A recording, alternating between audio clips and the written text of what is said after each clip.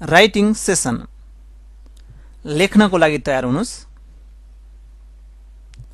अब यहाँहरुले यहाँ जति पनि पढिएका टपिक्सहरु छन् यी टपिक्सहरुको व्याख्या धेरै गरिएको छैन। यो भनेको के हो भनेर यसको नोट लेखिएको छैन, जस्ट टपिक्स मात्र लेखिएको छ। किनभने यसको व्याख्या भन्दा पनि यसको नोट भन्दा पनि यसलाई प्र्याक्टिकली गर्नुपर्ने भएको कारणले गर्दा यसको प्र्याक्टिकल एक्सरसाइजहरु हेर्नु होला अगाडिका क्लासहरुको। र यसको आज के पढियो त अथवा यी माथिको टपिक्सहरुमा के पढियो त्यसलाई मात्र टपिक्स मात्र लेख्नु होला। ल पहिलो छ टपिक्स लेख्नुस्, माथि अन्डरलाइन गर्नुस् र त्यसको पहिलो टपिक्स अन्तर्गत पहिलो छ कभर पेज। टपिक्स अन्तर्गतको पहिलो छ कभर पेज, दोस्रो ब्ल्याङ्क पेज, दोस्रो ब्ल्याङ्क पेज, तेस्रो पेज ब्रेक, तेस्रो पेज ब्रेक, चौथो छ टेबल, चौथो छ टेबल। अब यी तीनवटाको व्याख्या गरिएको छैन। अब यहाँ टेबल भित्र रहेका विभिन्न फंक्शन्सहरु के छन्, कमान्डहरु के छन् त्यसलाई मात्र लेखिएको छ, त्यसको नोट पनि लेखिएको छैन। मैले अघि नै भनिसके हामीलाई प्र्याक्टिस गर्न सजिलो होस् भन्नको लागि टपिक्स लेखिएको छ। अब टेबलको बारेमा हेरौं। टेबल लेख्नुस्, अन्डरलाइन गर्नुस्। अब टेबल भनेको के हो सामान्य यसको चिनारी हेरौं। टेबलको अन्डरलाइन गरिसकेपछि अर्को लाइनमा लेख्नुस् रो। रोलाई माइनस दिएर लेख्नुस्। रो भनेको चाहिँ एउटा सर्टमा भन्दाखेरि हरिजेन्टल लाइन हो। रो माइनस गर्नुस्, हरिजेन्टल लाइन भनेर लेख्नुस्, हरिजेन्टल लाइन। त्यस्तै अर्को लाइनमा लेख्नुस् कलम, माइनस दिएर लेख्नुस्, भर्टिकल लाइन, भर्टिकल लाइन। त्यस्तै अर्को सेल लेख्नुस्, त्यस्तै सेल लेख्नुस्, सेल दिएर माइनस गर्नुस्। Meeting point of row and column, meeting point of row and कलम।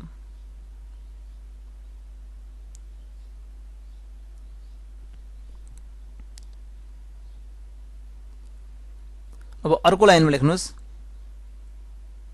यो टपिक्सै मान्नुस्, यो कुनैको परिभाषा हैन। Inserting table by selecting box, inserting table by selecting box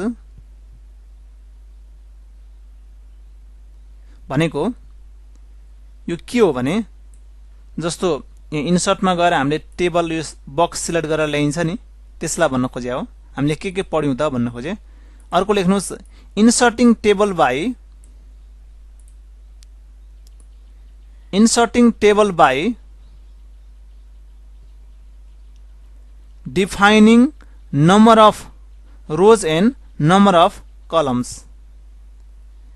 Inserting table by define number of rows and columns. Number of rows and columns.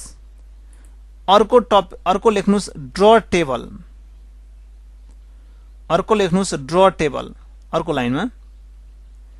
त्यस्तै दुई line छोडेर लेख्नुस्, दुई लाइन छोडेर when you select a table, when you select a table, comma, you can see a tool, you can see a tool,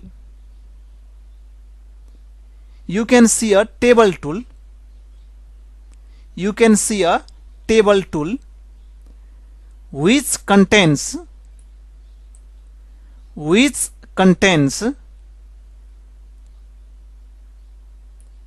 two tables, which contains two table.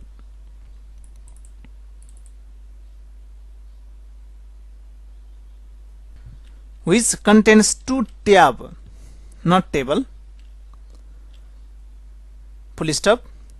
One is design tab, one is design tab, and another is layout tab. One is design tab and another is layout tab. Full stop. अर्को लाइनमा लेख्नुस् table tool, table tools, table tools अन्तर्गत तल लेख्नुस् design tab, layout tab.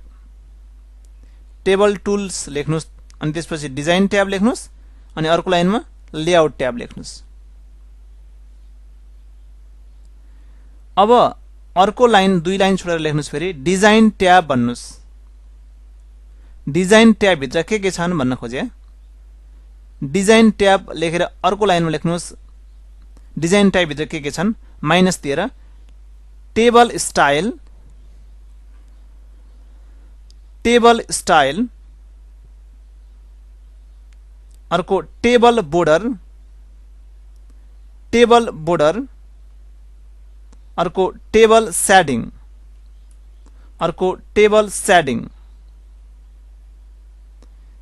त्यस्तै अर्को छ layout tool,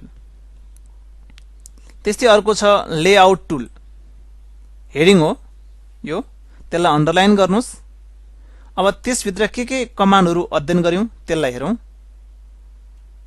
ल पहिलोमा लेख्नुस् सेलेक्ट रो, कलम, table and sale. पहिलोमा लेख्नुस् select row, comma, column, comma, table and sale. Select row, comma, column, comma, table and sale. अर्को लाइनमा delete row, delete row, comma, column, comma, table and sale. Delete row, comma, column, comma, table and sale. अर्को लाइनमा लेख्नुस् मर्ज sale, अर्को लाइनमा लेख्नुस् मर्ज sale. अब यसको बारेमा लेख्नुस् to convert more cells into a single cell. भनेको मर्ज सेलको बारेमा लेख्नुस् अलिकता। मर्ज सेल अनि माइनस दिएर लेख्नुस् to convert more cells into a single cell, into a single cell, full stop. Split cell, split cell, to make more cells from one cell। लेख्नुस् त split cell minus दिएर to make more cells, to make more cells from one cell or one cell into more cells or one cell into more cell। भनेको मतलब split सेलले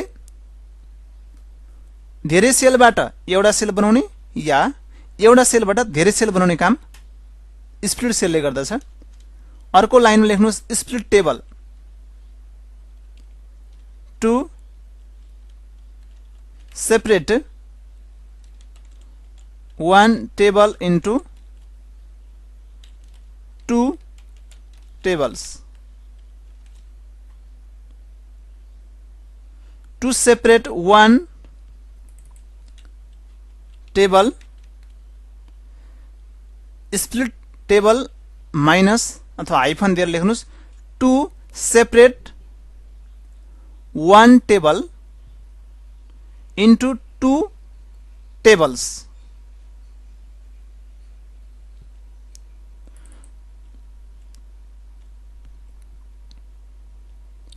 अर्को topic लेख्नुस् रो height. अर्को topic लेख्नुस् रो height. अर्को लेख्नुस् रो kolam height. अर्कोमा लेख्नुस् लाइनमा kolam height. अर्को लाइनमा लेख्नुस् insert row comma column comma cell and table. Insert row comma column comma cell and table full stop. यति नै, धन्यवाद।